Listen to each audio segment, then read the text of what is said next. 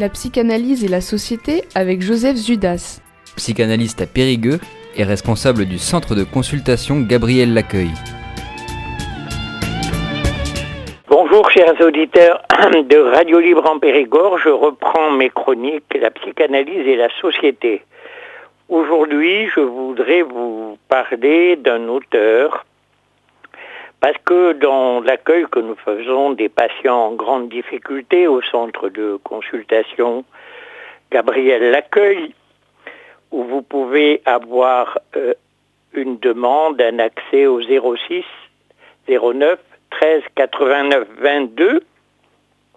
Je m'adresse aussi bien aux citoyens de la cité qu'aux travailleurs sociaux, aux gens qui travaillent à l'hôpital, qui d'habitude nous adressent des patients en grande précarité. Bien sûr, nous nous intéressons aux textes qui nous permettent de travailler dans la psychanalyse, les textes de Freud, de Lacan, et puis de psychanalystes, mais aussi à d'autres champs, comme par exemple la littérature. Aujourd'hui, je voudrais vous faire connaître un auteur qui s'appelle Benoît Dutertre, D-U-T-E-U-R-T-R-E, qui vient de décéder, un auteur qui a publié beaucoup d'ouvrages, et pour vous montrer que ces textes peuvent être lus comme des grands textes cliniques, parce que assez souvent, l'auteur se met en scène d'une certaine façon. Par exemple, dans l'été 76, qui est apparu chez Gay et Limard, il y a une ouverture qui s'appelle Prélude nerveux. Et on est tout de suite d'emblée dans ce qu'on appelle un texte clinique, c'est-à-dire aussi bien des gens qui écrivent sur leur mal-être que des textes théoriques, bien sûr. Je vous lis le préambule. Prélude nerveux, donc.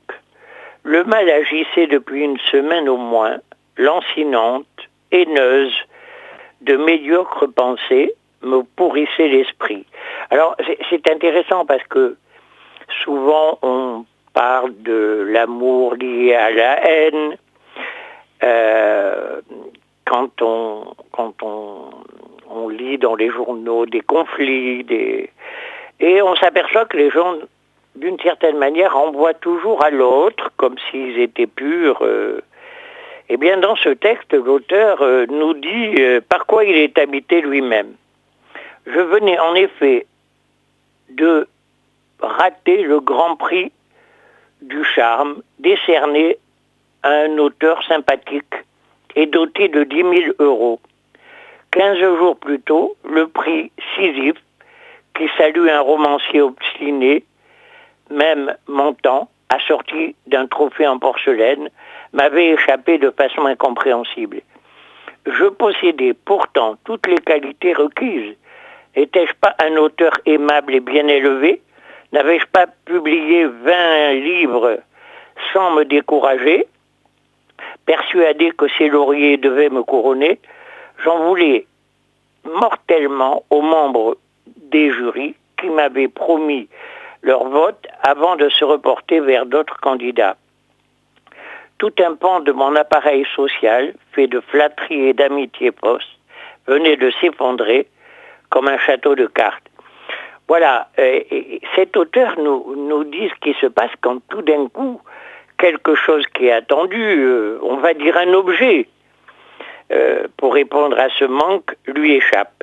Il y a aussitôt une haine mortelle, dit-il, et il ajoute, puis encore, une défaite manquait singulièrement de grandeur. Ma défaite, manquait de grandeur. Je n'avais rien du poète maudit, misant sa survie sur ce pactole pour écrire un dernier sonnet. Non, mon amertume était à la mesure d'un espoir bien plus banal. Ce prix, non imposable, m'aurait permis d'économiser quelques fifrelins. Je comptais en verser une partie sur mon compte épargne. Il m'aurait également valu un quart de page avec photo dans le Figaro, ce qui aurait comblé mes vieux parents. Le détail de ce genre, les détails de ce genre prennent de l'importance avec l'âge. Sauf que l'affaire, si bien arrangée, m'était passée sous le nez. Alors je m'étais laissé gagner par une véritable rage en songeant que mes amis du jury n'étaient que des traîtres et des salauds. Lorsqu'enfin je pensais à autre chose, une facture dans ma boîte aux lettres suffisait à réveiller le mal. Ah, comme je l'aurais payé avec plaisir la note du teinturier, si j'avais empêché la somme prévue. Si j'avais empêché, je fais un beau lapsus. Si j'avais empoché, je recommençais sans fin mes calculs. 10 000 euros, dont j'aurais dépensé tout de suite la moitié pour refaire ma cuisine et placer le reste. Et puis au bout du compte, rien du tout. Alors, on voit tout à fait petit à petit arriver la question de l'argent. C'est-à-dire que la jouissance de la vie est très bien décrite dans ce roman presque autobiographique où il s'agit, pour jouir de la vie, de posséder une certaine somme. La somme que, dans l'imaginaire, on va découper par des calculs, la cuisine, un voyage. Bref, petit à petit, on se laisse gagner par le fait que toutes les marchandises, peut-être y compris soi-même, se faire devenir objet d'un calcul. Et du coup là, tout le talent de cet auteur, qui est remarquable, s'efface d'une certaine façon, comme s'il écrivait pour gagner de l'argent, ce qui n'est pas le cas de Benoît du Tertre, d'ailleurs, mais qui souvent revient comme un travail, comme quelque chose, on pourrait dire, comme si son écriture est une analyse d'une certaine façon. Il est certain qu'il n'atteindra pas ce qu'on peut atteindre en parlant à quelqu'un, dans une relation incarnée, dans la cité. Parce que faire une analyse, c'est pris dans le lien social, c'est un lien social. C'est pris dans le discours de la psychanalyse. Le discours, ça veut dire un lien social. Bien. Et puis ça permet peut-être d'échapper à ce discours de maîtrise dans lequel, dès qu'on rentre dans le lien social, on est pris. Parce que les grands qui mettent en place ces discours pour faire tenir ensemble la société. Alors aujourd'hui, on voit aussi que ce discours, il peut tout d'un coup manquer de ligne directrice. Parce qu'au fond, ce que les politiques essayent de faire, c'est de nous dire comment il faut penser, comment il faut vivre. On a une espèce de pensée, comme dit un ouvrage que je suis en train de lire, La pensée cadenassée, c'est le titre, il est très important. Eh bien, de temps en temps, ces directions de conduite, de pensée, de consommer peuvent se trouver très perturbées, comme c'est le cas actuellement où le discours ne fait plus tenir ensemble, mais a provoqué des communautés qui sont séparées et qui se disputent entre elles aussi bien. Hein? Et on voit bien que dans les symptômes qui nous sont présentés par les gens qui viennent, eh bien ces symptômes sont pris dans cette inquiétude de l'avenir. Sont façonnés une bonne part par cette incertitude, et ça se traduit par une somatisation aussi bien, c'est-à-dire des douleurs, des migraines, Benoît du Tertre en parle d'ailleurs, hein, dans un autre roman tout aussi intéressant, Le Voyage en France, qui lui a obtenu un prix, le prix Médicis, toujours chez Gallimard, prix Médicis 2001. Et là aussi, c'est intéressant de remarquer tout de suite, hein, je me suis réveillé tremblant au moment où l'assassin allait me découper en morceaux. Alors là, il s'agit d'un rêve.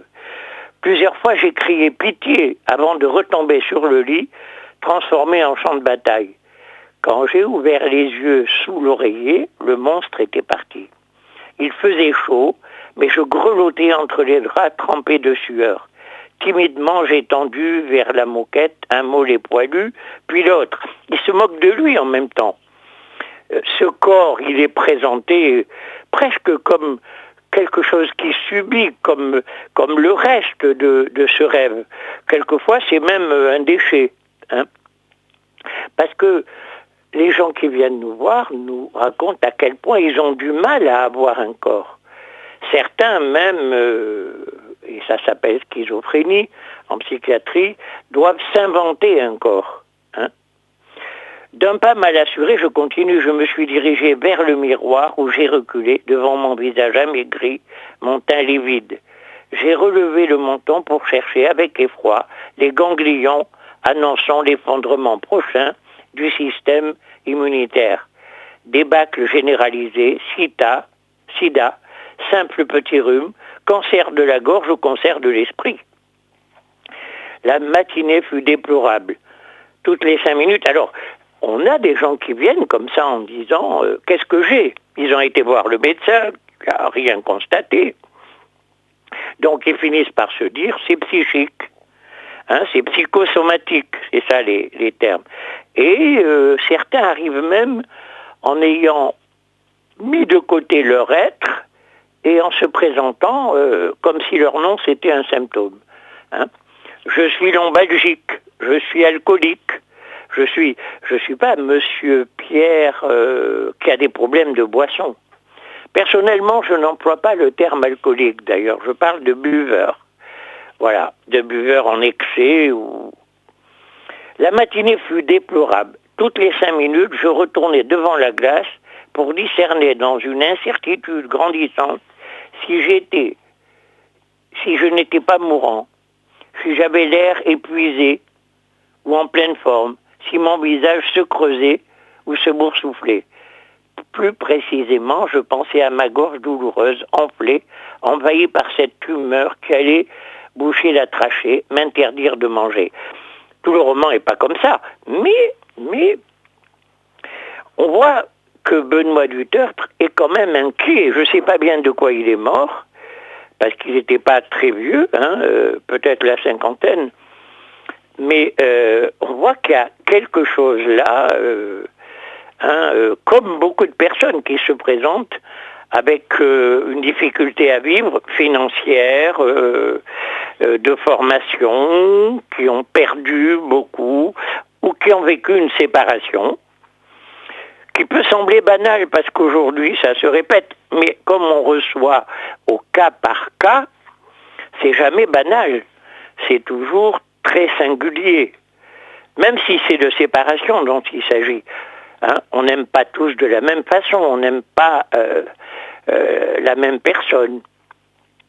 Eh bien, aussitôt, il y a une inquiétude somatique et le sujet va se présenter avec les questions.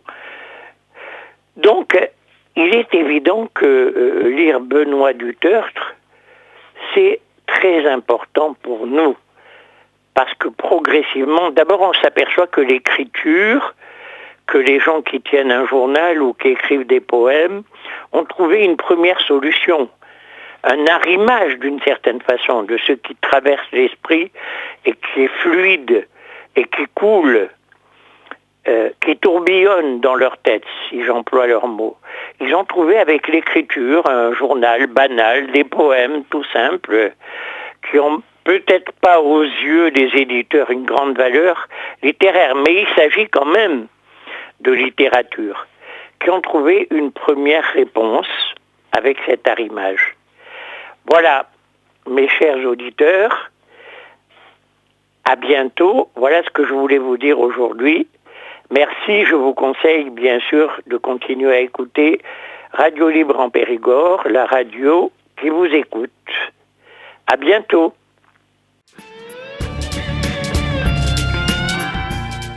Vous venez d'écouter Psychanalyse et Société sur RLP.